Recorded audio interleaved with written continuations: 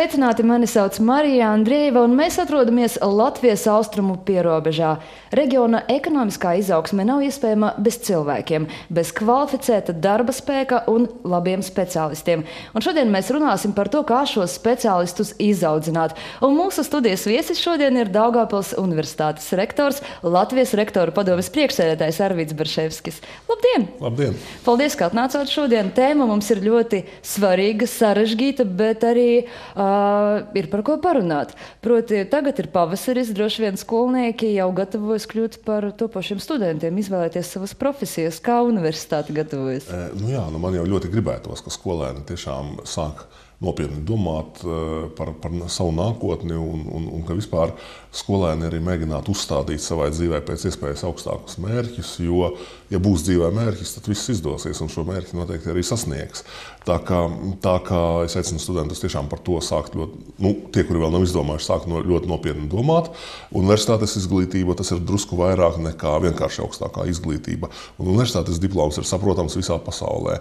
Un ja kāds no mūsu beidzējiem aizbrauc pat uz to pašu Angliju vai Īriju, viņi ļoti labi ar saviem diplomiem atrod arī attiecīgu darbu arī tur, un, protams, arī tepatās. Mums ir svarīgāk, lai šie speciālisti, topošie speciālisti varētu strādāt tieši šeit, Latgalē, varētu šeit atrast darbu, kā tas būtu primārais.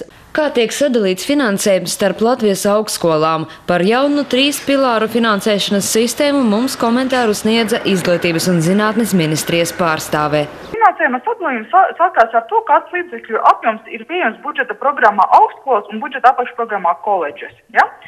Šis apjoms pēdējos gados, diemžēl, nav būtiski mainījies. Viņš savulaik tika diezgan būtiski samazināts krīzes laikā un pagaidām nav atjaunots pilnīgi jaunajā pirms krīzes līmenī.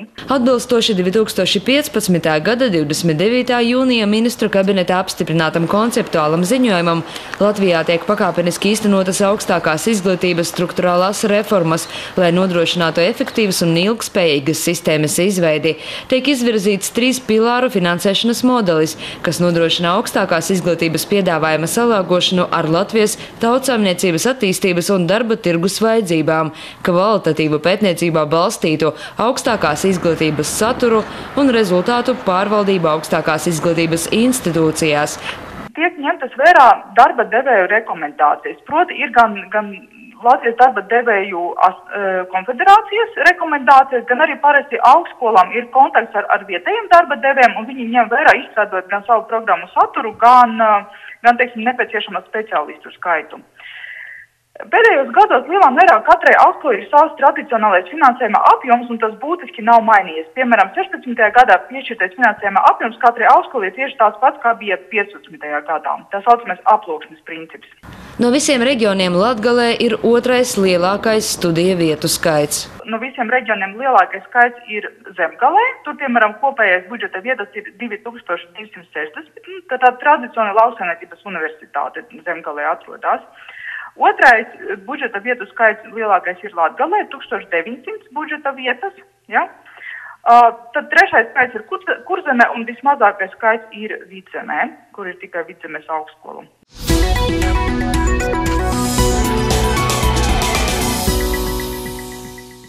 Šis lēmums, kādu profesiju izvēlēties, kādā specialitātē studēt, kur mācīties, pēc būtības ir viens no, varbūt no svarīgākajiem dzīvē, dzīves noteicošajiem. Tad, ko es ieteiktu? Domāt uzreiz par naudām, par darbu, vai tomēr izvēlēties? Kamēr cilvēks ir jauns, viņš ir maksimālists, viņam gribas daudz un uzreiz. Protams. Bet tā dzīvē parasti nenotiek. Un dzīvē ir dzīve, un dzīvē ir drusku savādāk.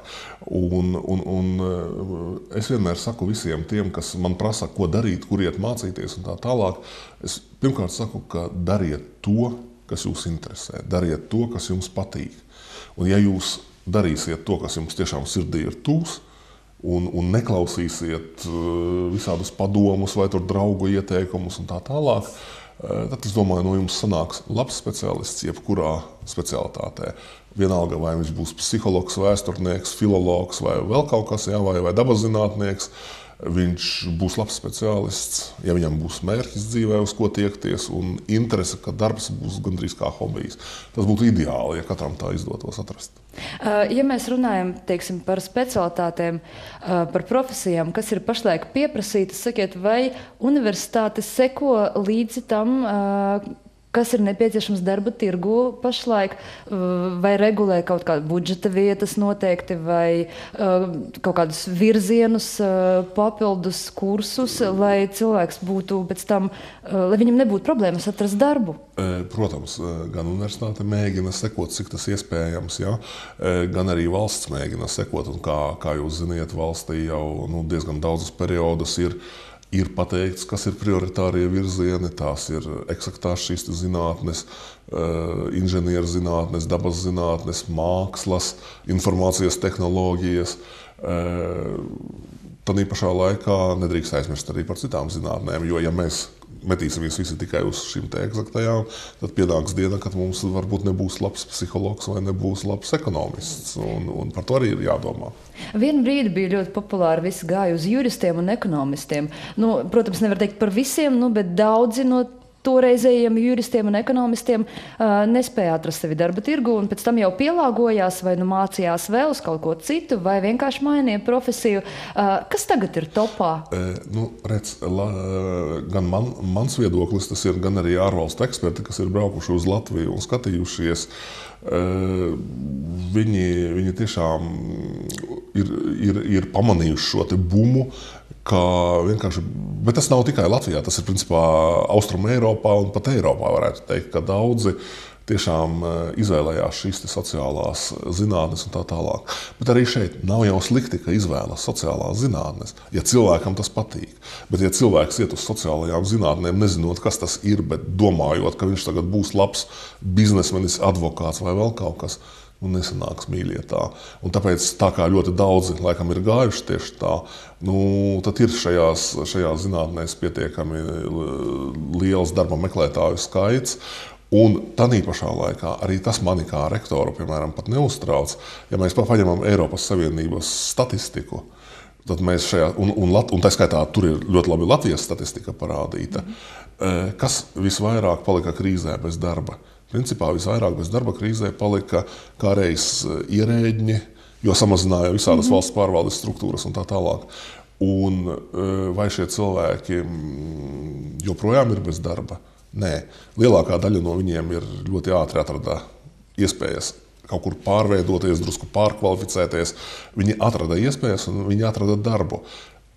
Kāds ir secinājums no tā visa? Secinājums, ka cilvēks ar augstāko izglītību daudz ātrāk un tā operatīvāk spēj kaut kā mainīt savu dzīvi, pielāgoties savai dzīvei. Un to parāda Eiropas Savienības visi skaitļi, ka principā visīsāko periodu bez darba bija tieši cilvēki ar augstāko izglītību. Tā ir Latvijas statistika, tā ir Eiropas statistika. Proti, jūs neieteiktu, teiksim, ja es domāju, kur studēt, kur mācīties, tad sākumā atvērt, piemēram, valsts nodarbinātības aģentūras mājaslapu, paskatīties, kur visvairāk ir vakances. Tas ir bezcerīgi, jo pēc 2-3 gadiem, kamēr es izmācīšos, viss var pamainīties.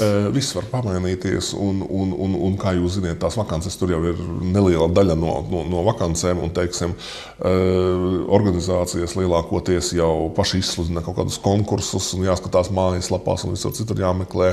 Un tādā veidā, teiksim, jāatrod. Bet skaidrs ir viens, ka ja cilvēks būs ar tādu dzirkstelīti, ja viņam būs interese par to, ko viņš dara, viņš bez darba nebūs jebkurā specialitātē. Jā, un ziniet, un tagad es piedāvāju noskatīties nelielu sižetu kā reiz par mūsu tēmu, bet vairāk no uzņēmējdarbības viedokļa. Ko domā uzņēmēji par speciālistiem Latgalē, vai viņu ir pietiekami? Tad mēs noskatīsimies un būsim atpakaļ studijā. Ar kādām problēmām nākas saskarties Latgales uzņēmējiem? Ar darba spēku trūkumu uzskata pieredzējusi uzņēmēja Daugavpils novada domes deputāte Janīna Kursīte. Visos gan laukos, gan mazajās pilsētiņās ir tiešām darba spēka trūkums. Es runāju tieši par kvalificētu darba roku trūkumu. Ja? Pietrūkst konkrētu profesiju speciālistu, īpaši lauksaimniecībā un ražošanā.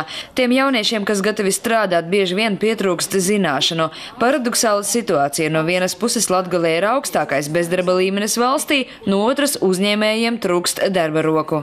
Darbu var atrast vienkārši jaunieši, un ne tikai jaunieši. Viņi grib uzreiz nopelnīt ļoti lielu naudu. Tas nav iespējams. Pirmkārt, arī uzņēmējs, ja viņš ņem darbā, viņš ņem uz kaut kādu laiku, un viņš neaptaustot to, kas atnācis darbinieku, viņš nevar uzreiz pateikt, cik viņam jāmaksā tā naudiņa, cik viņš būs spējīgs atražot. Un tāpēc, ir jāiesāk no minimuma, lai izaugtu līdz lielām naudām. Lai tu pierādi sevi, ka tu vari strādāt ne tikai kā paraststrādnieks, bet kā vadītājs un tā tālāk. Problēma varētu atrisināt uzņēmējiem sadarbojoties ar mācību iestādēm, lai darba tirgu neparādās armija ar speciālistiem, kas nav pieprasīti. Pašlaik Valsts nodarbinātības aģentūrā ir reģistrētas 2100 brīvas darba vietas.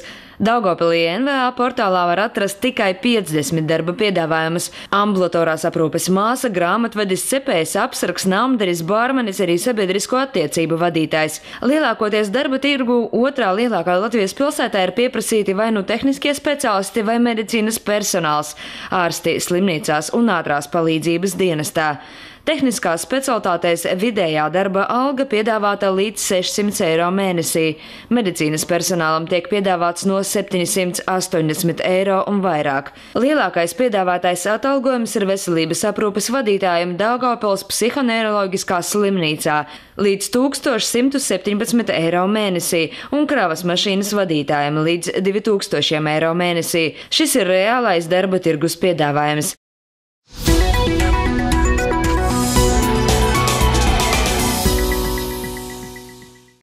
Mēs esam atpakaļ studijā. Tātad, ko jūs domājat? Jūs sekojat droši vien līdzi studentiem, jauniešiem, kas jau absolvē universitāti, iegūst specialitāti, iegūst profesiju. Un kas notiek tālāk? Ir šī problēma, ka viņi vēlas daudz un uzreiz būt par lieliem priekšniekiem un saņemt ļoti lielu darba algu. Nē, droši vien, ka cik cilvēku tik arī dažādas vēlēšanās un viss pārējais, bet principā šī tendence laikam ir. Sakiet, vai jūs jūtat, ka jūs sniedzat izglītību, jo īpaši, ja tā ir budžeta vieta, cilvēks pabeidz augstskolu, saņem diplomu un tad, dodas uz Rīgu, uz citām pilsētām, uz citu valstu. Proti, viņš nepaliek šeit pat Latgalē un nespēj dot savu sniegumu tieši reģionam, bet brauc projām. Nav tādas sajūtas, ka ieguldītais darbs it kā... Es domāju, ka tādas sajūtas noteikti nav. Vienalga, paldies Dievam, vairums laikam paliek šeit un strādā un dod savu pienesumu šeit reģionām, jo kurš gan cits, ja ne mēs paši šeit arī veidosim. No Rīgas neviens nebrauks šeieni un neveidos vai neiekārtos mūsu dzīvi, tāpēc mums pašiem daudz vairāk jādomā gan par biznesa attīstību, gan par ekonomiku, un to mēs cenšamies arī saviem studentiem tāpēc iespējas vairāk stāstīt, rādīt, mācīt. Bet tas, ka viņš aizbrauks uz Rīgu, labi, lai palīdz celt arī Rīgu, jo arī tur gudri prāti ir vajadzīgi. Tā ka tas arī nav tas varbūt sliktākais variants. Eiropa, brīvais tirgus, ko var darīt? Daudzi brauc arī uz turieni, un es zinu ļoti daudzus mūsu absolventus, kas teiksim, tajās pašās Eiropas valstīs pašlaik ir izsitušies ļoti augstu pa karjeras kāpnēm. Mūsu diploms ir bijis atzīts, viņš nešaubījās, viņš gāja ar šo diplomu, sevi pieteica, un pašlaik viņi ieņem daudzus vadošus amatus arī plašajā un, šajā vecajā Eiropā. Tā kā svarīgi jau ir tas, ka izglītība, ko cilvēks iegūst, kļūst par viņa dzīves to pamatu. Un ja tas tā ir, tad tas ir ļoti labi. Arī tas ir sasniegts mērķis. Runājot par izglītību, vai jūsuprāt tas piedāvājums, kas ir pašlaik Latgalē, vai viņš ir pietiekoši? Protams, ir ļoti daudz profesiju specialitāšu, kuras var apgūt tieši šeit Latgalē. Ir, protams, kaut kas, kur jāmācās Rīgā, piemēram, uz medikiem, jāsanāk, ka jebkurā gadījumā ir jābrauc, bet kopumā tas piedāvājums ir pietiekošs? Es domāju, nekad un neviens nepateiks, ka viņš ir pietiekošs, tāpēc, ka visi saka, vajag inženierus. Jā, vajag inženierus, un tad pašā laikā, ja mēs paskatāmies, liela daļa inženieru ir bez darba. Viņi vienkārši nevar atrast darbu. Kāpēc? Tāpēc, ka atkal tas ir ļoti daudz atkarīgs no paša cilvēka, cik viņš ir mērķtiecīgs, cik viņš ir gatavs pielāgoties katra konkrēta uzņēmuma īpatnībām. Augstskola nekad neiemācīs tādu inženieri, kas ir vajadzīgs tieši šim uzņēmumam. Jo, ja cilvēks aizies ar inženiera izglītību, viņam vienalga šajā uzņēmumā vajadzēs piemācīties tās īpatnības, kas ir tieši tur raksturīgas. Un ja cilvēks to spēj izdarīt, un ja viņš grib to izdarīt, viņš nepaliks bez darba. Bet ja viņam nav vēlmes kaut ko tādu darīt, un tad arī sākas šīs bezdarba problēmas un viss pārējais, ko es šeit kaut kur pierobežā dzīvoju, ko es varu izdarīt, var izdarīt. Nospraud šo mērķi, tu izdarīsi, tev sanāks labāk.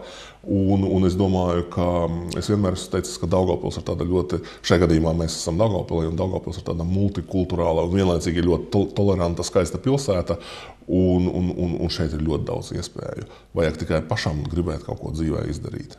Tas sagatavotības līmenis, ko cilvēks saņem, saņemot diplomu, pēc sava izlaiduma universitātē, cik viņš ir gatavs reālam darba tirgum, vai tas ir ļoti individuāli? Proti, prakses kā tādas tagad ir ne visās specialitātēs. Es zinu, ka kaut kur tu saņem dažās nozarēs, pēc būtības teorētiskās zināšanas pliku diplomu. Jā, tu kaut ko zini, tu esi iemācījies, bet lūk, ir reālā dzīve, kur ir reālas problēmas un reāls darbs. Kā universitāte palīdz pielāgoties vai nē? Izlaidums un uz redzēšanos? Nē, protams. Teiksim, arī par tām praksēm. Pašlaik ir visādi piedāvājumi, teiksim, Erasmus prakses. Var braukt pat uz Eiropas valstīm, kaut kur tur iziet praksi un skatīties, kā tur viss tas notiek. To visu var nākt, sāc studēt, piesakies Erasmus praksē, aizbrauc, paskaties, kā citās valstīs notiek, atgriezies un dari šeit, dari labāk nekā tur un tā tālāk. Tās iespējas visas ir. Šeit ir vajag gan mājās, laikam, gan skolās, gan arī augstskolās tos studentus kaut kā mēģināt motivēt, ka tiešām jūs varēsiet, jums izdosies, jo ļoti daudzi kaut kā šaubās par sevi. Un tāpēc viņi ir talantīgi cilvēki, bet viņi neko dzīvē nesasniedz, jo viņam kaut kā liekas, ko es tur varu, ko es izdarīšu. Vari tikai sāc darīt. Un tas ir sakāms par praksēm. Otrs, pašlaik, teiksim, arī mēs universitāte ļoti cieši sadarbojamies ar uzņēmumiem, diezgan daudziem. Tepat pilsētas Exxon Cable un daudzi citi, ar kuriem mums ir ļoti cieša sadarbība, kuri teiksim, gan studenti iet praksēs uz turieni, arī filologi, teiksim, tāpat ir franču valoda, tas ir franču uzņēmums. Ja? Viņiem ir kolosāla vieta, kur reāli dzīvē runāt ar franciski, teiksim, praktizēties un tā tālāk. Tāpat tās mūsu teiksim, zviedru valodas studenti, tāpat filologi. Ja? Pilsētā ir ienākuši, teiksim, zviedru kaut kādi uzņēmumi, teiksim, šie zvanu centri un tā tālāk, kur uzreiz praktiski gandrīz grupas aizgāja strādāt. Tā kā vajag vienkārši tikai gribēt mācīties, nākt un saprast, ka 21.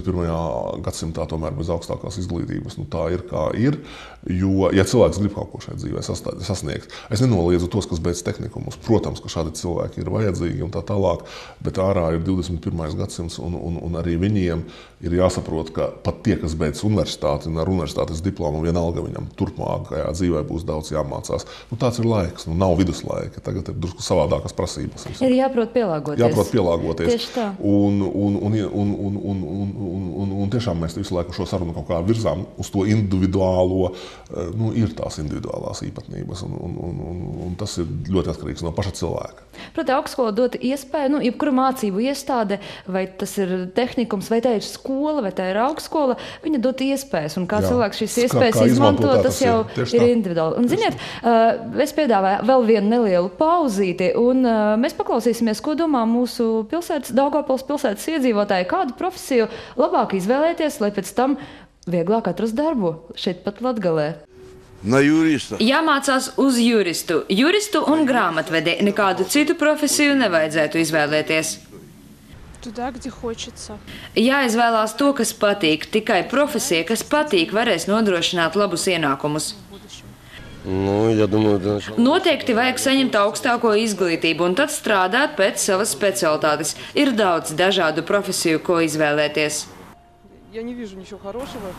Grūti teikt, es pat nezinu, kuru profesiju var izvēlēties, lai varētu nākotnē sevi nodrošināt. Neviena specialitāte to nevar garantēt. Pie mums nav darba, jaunieši pabeidz mācības un tad ir spiesti doties ārzemēs.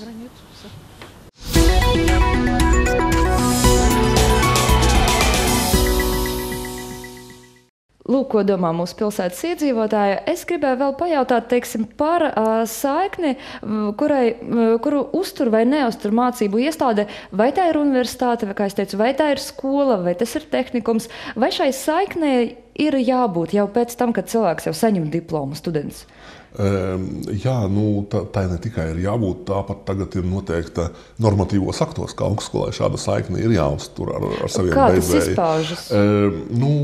Tās ir jebkādu kontaktu uzturēšana, jā, tās ir dažādas, kādreiz pat aptaujas, kādreiz,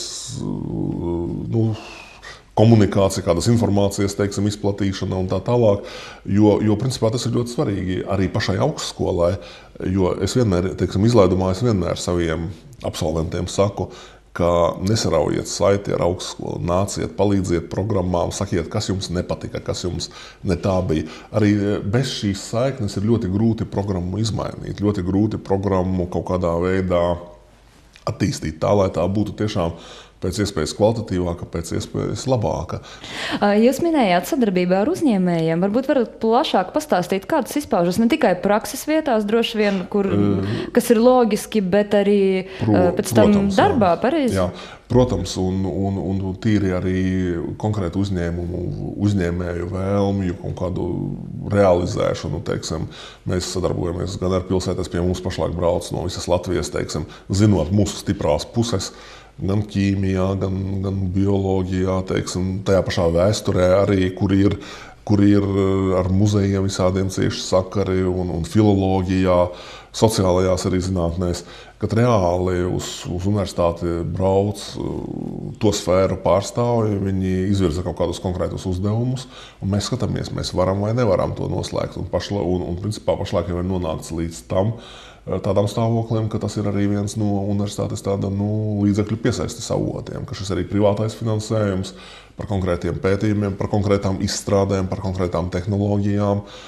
ka tas tiešām ļoti nozīmīgs ir, un šeit es tiešām varu runāt par daudziem uzņēmumiem, tepat arī pilsētā, jau pieminētais Exxon Cable un daudzi citi, ar kuriem mēs tā diezgan cieši strādājam, piemēram, burtiski vakar uzņēmēji nāca un prasīja tādu prozaisku lietu, vai mums ir kādi mikrobiologi vai vēl kaut kas. Jā, tas nozīmē, ka pilsētā uzņēmumos ir diezgan lielas intereses un atrast darbu, beidzot universitāti, es vēlreiz varu teikt, nav liela problēma, ja vien šis cilvēks pats vēlas to izdarīt. Bet mēs minējām šodien, ka ir brīvais tirgus pašlaik. Tas attiecas ne tikai uz studentiem, absolventiem, tas attiecas arī uz augstskolām. Jums ir jākonkurē. Pareizi, notiek tāda cīņa par studentiem, vai jūs izjūtat, ka nepietiek?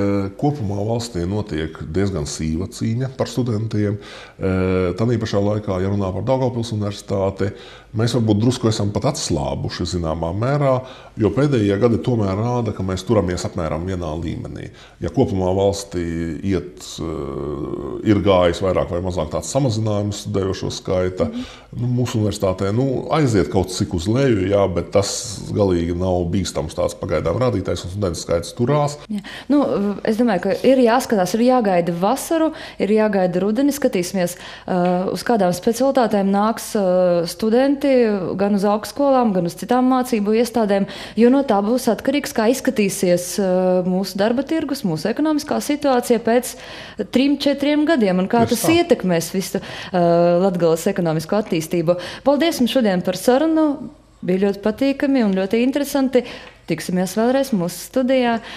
Šodienai mūsu laiks ir beidzies, tā bija Latvijas austrumu pierobeža. Tiksimies jau nākamajā nedēļā.